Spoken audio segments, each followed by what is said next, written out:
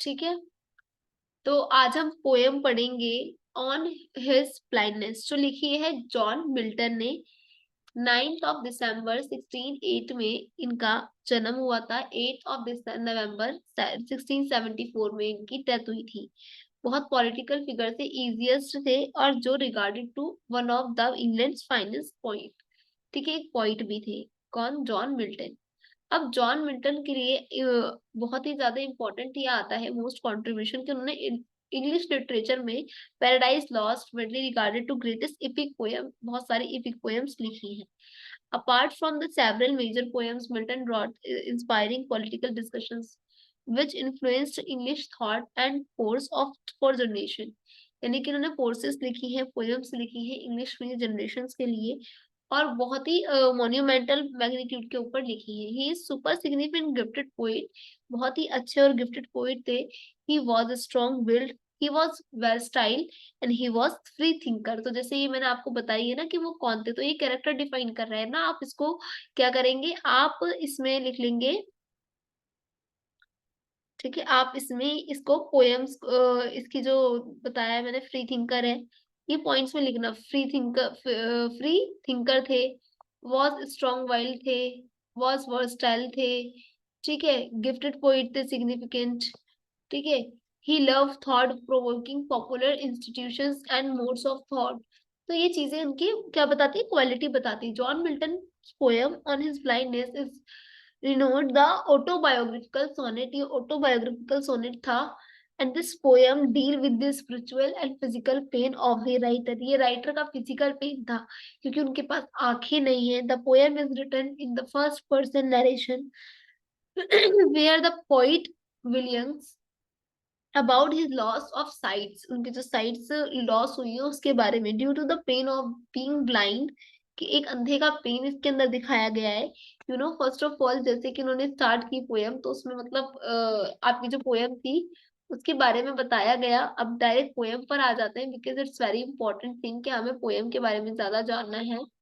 ठीक है, तो इस पोएम के अंदर मिल्टन क्या करते हैं, रिफ्लेक्टेड बताते हैं। उन्होंने अपनी ऑटोबायोग्राफी के बारे में बताया ऑन हिज पोएम के अंदर, और इस ब्लाइंडनेस के अंदर वो एकदम बोलते हैं कि जब मैं समझा कि दुनिया की रोशनी खो चुकी है, जब इनकी वो आंखें जब उनकी नहीं थी, तो उन्होंने बताया है कि मैं समझा कि दुनिया की रोशनी खो चुकी है, पर एक एक्चुअल में क्या था कि मेरी आंखें ही अंधी हुई थी।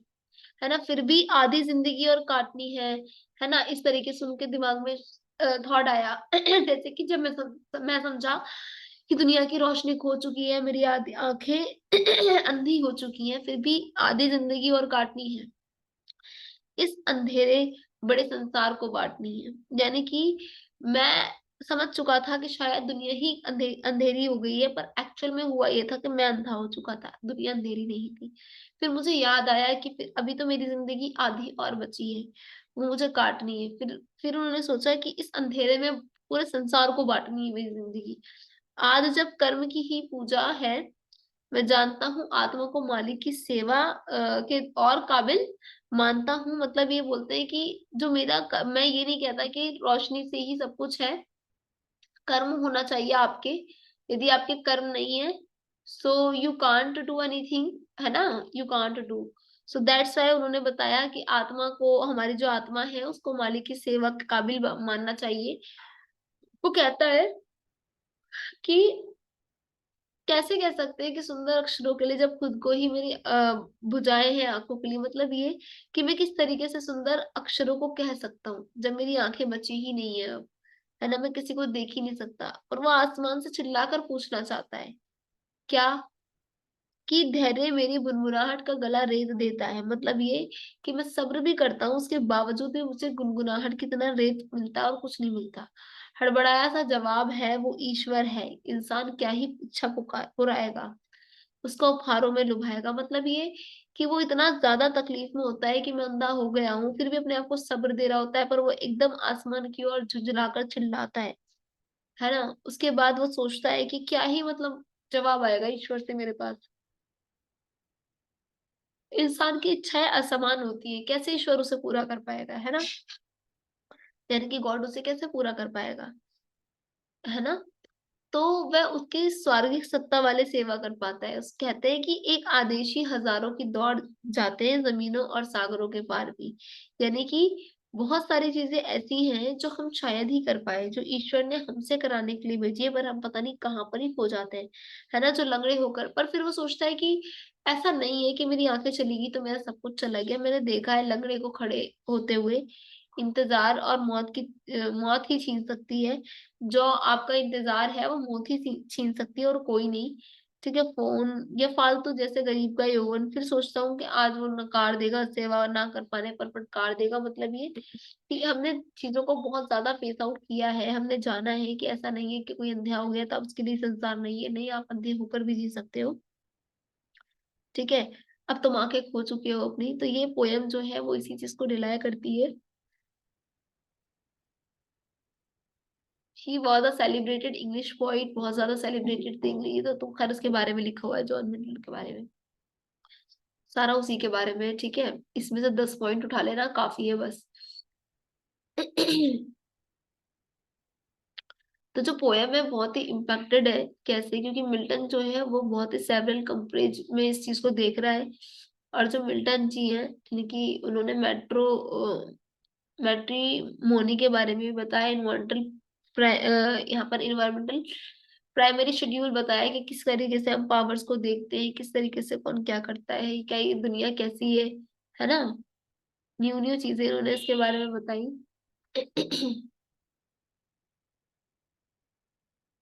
और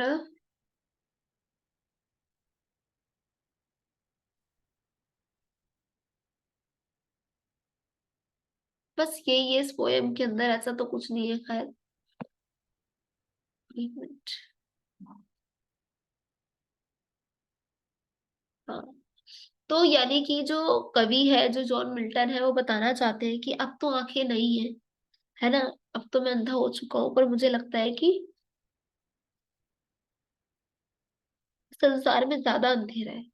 ठीक है, तो जिन चीजों से इसको डर था, जिन चीजों से ये सोचता था कि ऐसा हो चुका है, चिल्लाता है तकलीफ में गॉड को, ऊपर वाले को, पर भी सोचता है कि कैसे ही ऊपर वाला मुझे सुनेगा, या लाखों की भीड़ है और तो और सबकी बहुत इच्छा है, यदि ऊपर वाला नहीं सुनेगा तो फिर कौन सुनेगा। एक और इसके दिमाग में ही रहता है। फिर वो कहता है कि कोई नहीं, मेरा जो फन है मैं क्यों उसको खराब करूं।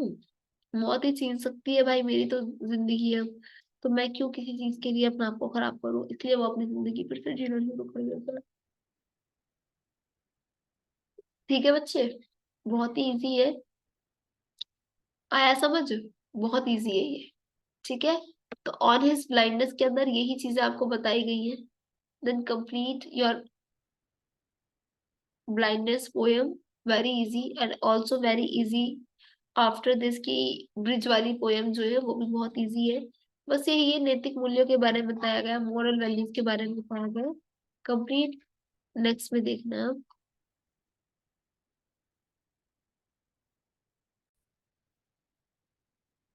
देन हमारी सेकेंड यूनिट की, इंडियन लिटरेरी वर्ल्ड की सेकेंड पोएम है। सेकेंड यूनिट की सेकेंड पोएम है, view from the Westminster bridge. तो ये पोएम लिखी है किसने? विलियम वर्ड्सवर्थ ने।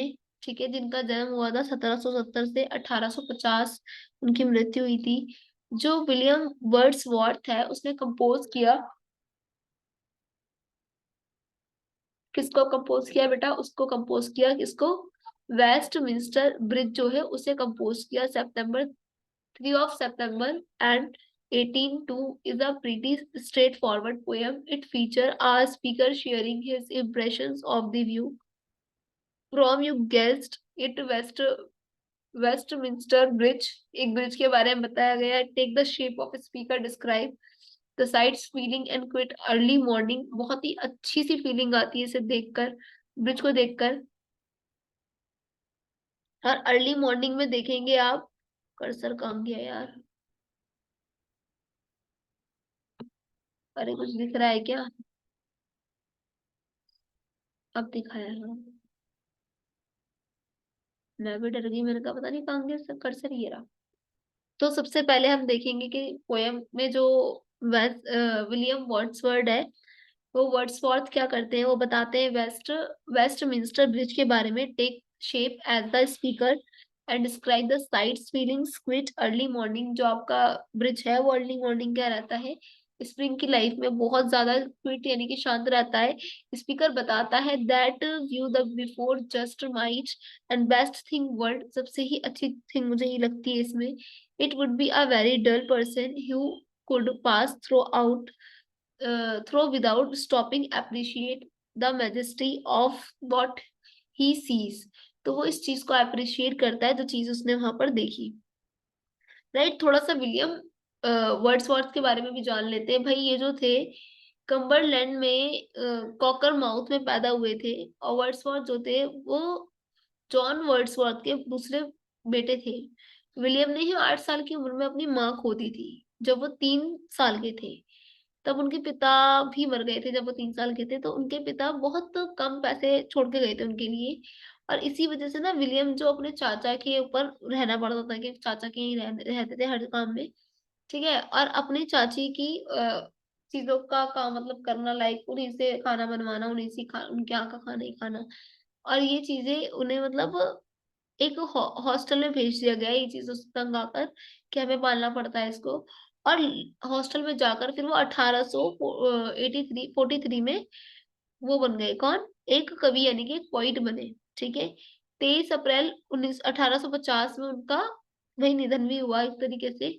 ठीक है, और उनको चर्च में दफनाया गया था। उससे पहले कृपया उन्होंने सोनेट ऑन द डूडन नदी, द एक्सलेसिस सोनेट, बहुत सारी पोएम्स भी लिखी।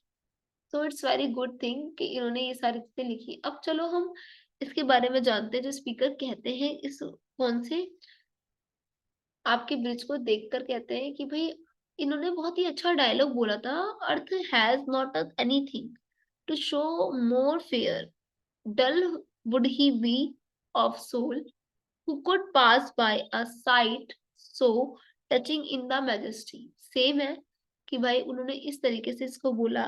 इन्होंने बताया कि मतलब पहले ही उसमें ये आपकी पहली पंक्तियां है कि earth has not anything to show more fair, यानी कि अर्थ जो है आपकी, यानी कि जो धरती है उसके पास कोई ऐसी चीज नहीं है जो उसको शो करा पाए और क्या फेयर। ठीक है, and dull would he be of soul who could pass by a sight to so touching in its majesty। तो इसमें उन्होंने बताया घोड़े में सवार होकर लंदन घूमने निकले थे ये लोग। ठीक है, जो वेस्टमिंस्टर ब्रिज पर गए थे, और लंदन जो था उसमें इन्होंने किरणों के साथ में स्नान भी किया, नहाए भी। लंदन में बहुत ही ज्यादा खूबसूरती देखकर बहुत खुश हो गए। और ये पॉइंट कहते हैं कि मानो जैसे कि सूरज की रोशनी जो है ना, वो ऐसा लगा रही है जैसे कि लंदन ने किसी की सूर्य की पोशाक पहन ली, लंदन ने ही सूरज की पोशाक पहनी।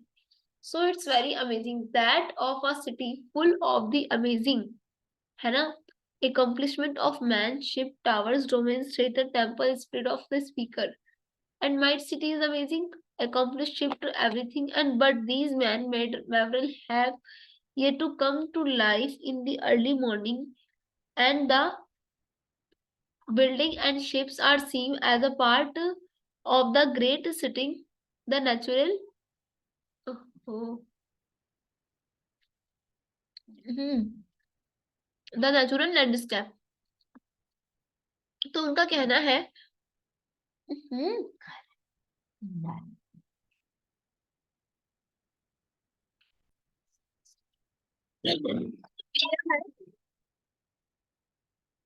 जो विलियम है वो क्या करते हैं, वो बताते हैं किसके बारे में, इस ब्रिज के बारे में। वो कहते हैं वेस्टमिंस्टर ब्रिज के बारे में। फर्स्ट ऑफ ऑल हमने पहला स्टैंजा पढ़ा, इसके अंदर था earth has not anything to show more fair, dull would he be to soul, and who could pass a sight of touching his majesty. बहुत ही अजीब या बहुत ही खूबसूरत उसको ब्रिज को बोल लो आप। ठीक है, जो कि नेचुरल लैंडस्केप के साथ में है, बहुत ही क्विक सीन है, बहुत ही खूबसूरत पाथ है, नेचुरल पाथ है, रिवर मूव करती है नेचुरल पाथ के साथ में, brief between the sunrises. It's very important line कि क्या दोनों के बीच में क्या है, सनराइजेस है, beginning of work day, and the speaker feel क्या, स्पीकर फील करता है, क्या करता है, स्पीकर फील करता है अ काम सो डीप, यानी कि बहुत ही शांत ठहराव सा, पर बहुत गहरा। For at this moment civilization sleeps and the beating heart of man mad constructed is lying still। और पूरी सभ्यता ये सोचती है कि किस तरीके से उसको कंस्ट्रक्टेड किया गया है, right? The second stanza is the city now, the city now, मैं खुद आपको बोलकर बता देती हूँ ये। The city now doth like a gamut war, the beauty of the morning silent, bare ships, towers, domains, theaters, and temples lie, and open unto the field and to the sky, all bridge and glittering in the smokeless air। यानी कि ये जो bridge है इतना ज्यादा दिमाग पे छाया हुआ है कि सूरज की किरणों की सुंदरता यहाँ पर है। और इसको इसीलिए क्या बोला, सिटी ऑफ द लंदन बोला। लंदन की बहुत ऊंची इमारत है, गुंबद है, नाट्यशाला भी है, मंदिर का अपने आप से किरणों का स्पर्श होना, यानी कि जो चर्च है वहां का, उसका स्पर्श होना सूरज की किरणों से, नगर में एक हरे मैदान के भांति प्रतीत होना, और तो और सुबह की सौंदर्य का आनंद भी लेना, यानी कि और यहाँ पर स्मोकलेस है सब कुछ, राइट? तो ये चीजें, यानी कि जो इसका sky like you can see that clear day with the good weather open unto fields and sky, all bright and glittering in the smokeless air। See that is smokeless air, never did sun the more beautiful step। and this is the proof of this smokeless layer कि वहां पर कोई भी चीज ऐसी नहीं है कि गंदी हो, है ना? Third stanza is the most, never did sun more beautifully sleep, like these also, never did sun more beautifully sleep, right? And also in his first splendor valley rock or hill never so I never felt a calm so deep। यानी कि मैं एकदम a calm so deep में इस तरीके से है, ठीक है? यानी कि और the river the glided at his own sweet will। जो रिवर है जो नदी है वो अपने आप में बहुत स्वीट है। डियर गॉड, यानी कि अल्लाह से कहता है वो, ऊपर वाले से कहता है वो कि गॉड, क्या the very houses seems asleep and all the mightily heard is laying still. यानी कि जो आपका हार्ट है, हार्ट यानी कि दिल है, बहुत, यानी कि ये चीजें बड़ी लेइंग है आपके हर्ट के हिसाब से। वो गॉड से इस चीज को बोलता है, ठीक है? Seem asleep and that mighty heart is still, ठीक है, लेइंग स्टिल, यानी कि वर्ड्स व्हाट राइट, यानी लिखता है वो कि नेचर के बारे में, important of people making a place, यानी कि प्लेस को किस तरीके से उन्होंने इंपॉर्टेंट बनाया, natural place, the buildings and people come one here if people are sleeping, the city is sleeping is if sky above the river and are calm। यानी कि कोई भी पीपल आता है इधर, कोई भी इंसान आता है यहाँ पर और एकदम से वो देखता है, क्या स्काई देखता है और रिवर देखता है, वो अपने आप ही शांत हो जाता है, काम हो जाता है। बहुत ही खूबसूरत नेचुरल जगह है ये। and literary device composed of and upon the Westminster Bridge सितंबर 3 को वो क्या लिखते हैं, जैसे कि उन्होंने कहा पहले कि मैंने कभी भी ऐसी चीज नहीं देखी, मेरा ये जो एक्सपीरियंस था बहुत अच्छा था, ये जो लंदन शहर में मेरा एक्सपीरियंस था बहुत ही अच्छा था, है ना? तो ये चीजें इन्होंने शेयर करी और बहुत ही बताता है कि खुलकर बताता है, सुंदर नदियां हैं, शांत है यहाँ पर, सब चीजें काम है ना? और वो ऊपर वाले को, गॉड को धन्यवाद करता है, यानी कि थैंक यू करता है, क्योंकि उसने इतनी प्यारी सी चीज जो बनाई है, इतना खूबसूरत जो दृश्य बनाया है, इसलिए इसलिए वो क्या करता है, उन्हें बहुत ही ज्यादा थैंक्सफुल करता है। बट अब ये तो 3 स्टांजाज में ये कंप्लीट हो जाती है पोयम। इसके बाद लिटरेरी डिवाइस आते हैं, कंपोज्ड ऑफ वेस्टमिंस्टर ब्रिज 3 सितंबर ऑफ 1802। Although the relatively short poem of multiple literary devices used to compose the open Westminster. बहुत सारी मल्टीपल डिवाइसेस यहाँ पर यूज होती है, ठीक है? लेसन की समरी जैसे कि मैं आपको ऑलरेडी बता चुकी हूँ कि मॉर्निंग का टाइम बताते हैं, ठीक है? सितंबर भी नहीं है यहाँ पर, फिर भी तुम्हारी जो हवा है बहुत स्मोकलेस है, यानी कि प्रदूषण भी नहीं है उसके अंदर, बहुत सारी चीजें हैं जो मीनिंग में पोयम को बताते हैं, लैंग्वेज में बताते हैं पोयम को, है ना? बहुत ही खूबसूरत ये बॉडीज है इस पोयम की भी ऑल्सो, तो this is a relation between the poet and poem, कि वो इतना खूबसूरत इस ब्रिज का दृश्य बताता है। बेटा मैंने इस पीडीएफ के अंदर और भी चीजें इंक्लूड की हैं, जैसे कि इसकी राइमिंग स्कीम क्या है। राइमिंग स्कीम क्या होती है, जब आपकी जो लय होती है वो मिल रही होती है, उस टाइप से उसको राइमिंग स्कीम बोलते हैं। ठीक है, जैसे कि अगर मान लो, जैसे ना हम मैंने कोई वर्ड बोला, या फिर मैं इधर ही देख लेती हूँ, कोई कोई पोयम चल रही है मान लेते हैं, जैसे कि द राइम, ये भी नहीं, एक मिनट, जैसे कोई पोयम है स्लिप, जैसे बोलती हूँ मैं, never did the sun more beautifully sleep. ठीक है, ईप करके कुछ पीछे आया, पीछे की जो लय होती है ना वो मिलनी चाहिए आपकी। I have poem also, no, wait, एक मिनट देख लेते हैं, अगर पोयम है तो, देखो ये रही।